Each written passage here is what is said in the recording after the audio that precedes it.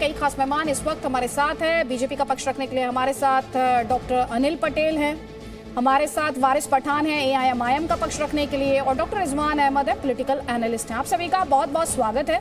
लेकिन सबसे पहले असदुद्दीन ओवैसी, भड़काऊ भाईजान, उनके ओपोनेंट्स, उनके विरोधी उन्हें बुलाते हैं।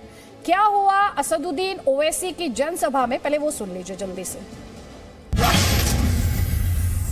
अच्छा, आप जानेंगे, आप देखेंगे कि हमारे यहां से जाने के बाद कल कांग्रेस और छोटा रिचार्ज के लोग और भाजपा के लोग कल मीडिया को बुला बुला कर बोलेंगे कि ओवैसी ने जो बातें की है ना, वो बहुत गंदी थी, बहुत गंदी बातें की उसने, उसको ऐसा नहीं करना चाहिए था। ये जहां कहीं भी जाता भड़काऊ भाषण देता है। अबे क्या मैं क्या भड़काऊ भाईजान हूं? मैंने किसके खिलाफ कहा? मैं किसी के खिलाफ कहता नहीं हूं, सच्चाई को बयान करता हूं तो उनको तकलीफ हो जाती है। भाजपा ने कहा कि हम गुजरात में यूनिफॉर्म सिविल कोड लेकर आएंगे। क्यों लाएंगे यूनिफॉर्म सिविल कोड? ताकि आपकी तहजीब को, आपकी शनाख्त को, आपकी हर चीज को खत्म करके रख दिया जाए।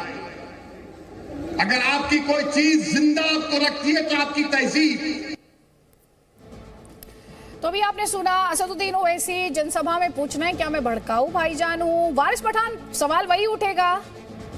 Asaduddin Owaisi uniform civil code का डर दिखाते हैं। वो कहते हैं तो हमारी तहजीब पर अटैक हो जाएगा, बीजेपी ये कर देगी, बीजेपी वो कर देगी।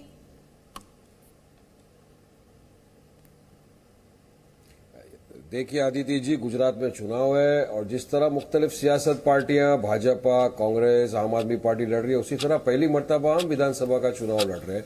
लास्ट जो कॉरपोरेशन का चुनाव आया था उसमें हम 30 दिनों के अंदर हमको 26 कॉरपोरेटर कामयाब होकर हमारे कॉरपोरेशन में गए थे। गुजरात की आवाम ने हमको बहुत मोहब्बत से नवाजा, बहुत प्यार से नवाजा। और अभी भी आप देखिए कि नरेंद्र मोदी की सभा में जितनी भीड़ नहीं है, आम आदमी पार्टी, कांग्रेस, इनकी सभाओं में जो भीड़ नहीं है, उससे कहीं गुना ज्यादा भीड़ हमारी सभाओं में है। हम लोग खुद जा रहे हैं, बिल्कुल हम लोगों के बीच में जा रहे हैं, मुद्दा ले लेकर हम बता रहे हैं कि डेवलपमेंट होना चाहिए, विकास होना चाहिए। हमने लोगों को ये बताया कि इतने वर्षों से आपने कांग्रेस को वोट दिया, 30 साल कांग्रेस सत्ता में थी, उसके बाद 27 साल आपने भाजपा को सत्ता में रखा। क्यों भाजपा सत्ता में? कांग्रेस में हराने की ताकत नहीं है बीजेपी को, इसलिए वो सत्ता में बैठी है। हमने कहा हमको वोट दीजिए, हम में ताकत है हराने की भाजपा को, और हमने एग्जाम्पल सेट कर चुका है काफी जगहों के ऊपर कि हम भाजपा को हरा सकते हैं। क्योंकि भाजपा के पास तो अभी राम मंदिर का मुद्दा चला गया, तो उनके पास दूसरे मुद्दे आ गए। यूसीसी क्यों लाना चाहते हैं भाई? यूसीसी चुनाव के पहले ही यूसीसी का कार्ड क्यों? चलिए आदित्य जी, मैं आपसे एक सवाल करता हूँ। वापस लौटूंगी वारिस पठान, इनिशियल कमेंट के लिए 1 मिनट था, मैं वापस लौटूंगी। जल्दी से एक कमेंट। डॉक्टर अनिल पटेल ये कह रहे हैं कि आपको कांग्रेस तो चैलेंज कर नहीं सकती थी, अब ये लोगों को मोबिलाइज करने की कोशिश कर रहा है, वोटर को मोबिलाइज करने की कोशिश कर रहा है, और आप यूसीसी का मुद्दा लेके पहुंच गए। अदिति जी, गुजरात में भारतीय जनता पार्टी को कम्युनल राजनीति करने की जरूरत नहीं है। यहाँ के वोटर विकास की राजनीति को समर्थन करते हैं, पिछले 27 साल से करते आ रहे हैं। और ओवैसी जैसे भड़काऊ भाईजान की राजनीति गुजरात में नहीं चलती है। वारिस जी को मालूम नहीं है गुजरात के कोई भी नेता की जनसभा या रिलीज भी हो तो कितने लोग इकट्ठे होते हैं, उन्होंने कभी देखा नहीं है। गुजरात में सबका साथ, सबका विकास, सबका प्रयास और सबका विश्वास से राजनीति चलती है। गुजरात के जो शांति, सलामती और समृद्धि के साथ लोग जुड़े हुए हैं, तो यहां पर भड़काने की राजनीति, लटकाने की राजनीति और अटकाने की राजनीति गुजरात में ओवैसी की चलने वाले नहीं है। आपने देखा होगा पिछले कई दिनों से ओवैसी जी जब आते हैं तभी ओवैसी जी की सभा में जो कम्युनिटी के वो एड्रेस कर रहे हैं, उसी सभा में मोदी मोदी मोदी का नारा चल रहा है। मतलब गुजरात के हर एक लोग, आप कह रहे हैं कि गुजरात में भड़काने की राजनीति नहीं चलती है। हमारे साथ डॉक्टर रिजवान अहमद भी हैं। डॉक्टर रिजवान अहमद, यहाँ पर क्या ये राजनीति की हकीकत बन गया है कि डराना है, भड़काना है, पोलराइज करना है और जनता के मुद्दों को साइडलाइन करके ध्रुवीकरण करना है? क्या ये ट्रेंड बनता जा रहा है? नहीं, देखिए, एक कहावत है ना कि वो एग्जैक्ट मुझे नहीं पता, कि घर में बच्चे भरे मरे भूखे और अब्बू दिखाए दुनिया को बिरयानी का सपने। गुजरात में 9% मुसलमान हैं, जिसमें से 5.5% सरकारी जॉब में रिप्रेजेंटेशन है 9% मुसलमान का। तेलंगाना में 13% मुसलमान हैं और गवर्नमेंट रिप्रेजेंटेशन है 4% का। एक वीडियो मेरे पास है, आपको भेज दूंगा, जिसमें ओवैसी तेलंगाना ही में खड़े होकर कह रहे हैं कि हमें सरकारी नौकरियों में जगह नहीं मिल रही है। तो इसको ये कह के ओवैसी साहब को कि ये भड़का रहे हैं, आप इन्हें बहुत ज्यादा आंक रहे हैं, बहुत ज्यादा बड़ा कर रहे हैं। हिंदुस्तान में 19 एमपी की सीट्स ऐसी हैं जहां मुस्लिम पॉपुलेशन 50% से ज्यादा है, 19, यू कैन चेक इट। और 11 सीट ऐसी हैं जहां मुस्लिम पॉपुलेशन 40% to 50% है। और भाई साहब के देश में सांसद कितने हैं? 1 या 2 हैं शायद,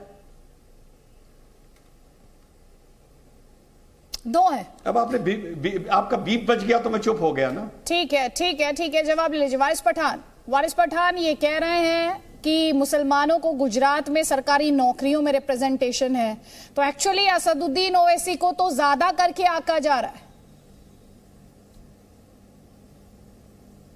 देखिए आदित्य जी, हम लोग तो गुजरात के अंदर कल भी अगर आप स्टेज पे देखोगे, वो तो हमारे साथ तो हमारे दलित भाई थे, आदिवासी भाई थे, शेड्यूल कास्ट, शेड्यूल ट्राइब, सबके भाई हमारे साथ मौजूद थे। देखिए आप खुद दिखा रहे हो उसको।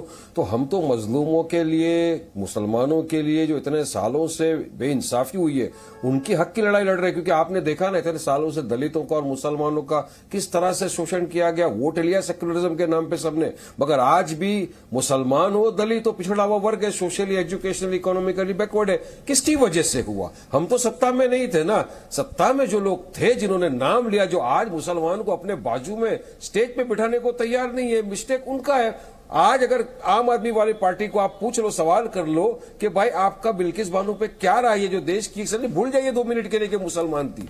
सोचिए वो एक देश की नारी थी, आप भी महिला है आदिति जी, वो भी एक महिला थी, उसके बारे में आपको क्या बोलना है? तो आम आदमी पार्टी बोलेगी नहीं, हम उसके बारे में बात नहीं करना चाहते। अरे आप उसके बारे में बात नहीं करोगे और आप जाके सेक्युलरिज्म के नाम पे वोट मांगने जाओगे तो क्या आपको वोट मिलेगा? क्या गुजरात की जनता जनार्दन है, समझदार है। अब दूसरी ओर पे भाजपा को अब देख लीजिए, इलेक्शन के पहला ही इनको यूनिफॉर्म सिविल कोड यूसीसी नजर आता है, उसके पहले कुछ नहीं आता। हर चुनाव के पहले मैं आपसे एक सवाल करना चाहता हूं आदित्य जी, बताइए, हिमाचल प्रदेश में वारिस पठान को 1 एकड़ एग्रीकल्चरल लैंड लेना है, सेब का बगान, चलिए मुझे लेना है वहां पे, मैं नहीं खरीद सकता हिमाचल प्रदेश में, क्योंकि section 118 of the tenancy act है, वो इस बात की इजाजत नहीं देता कि बाहर वाला कोई आके हिमाचल में खरीदे।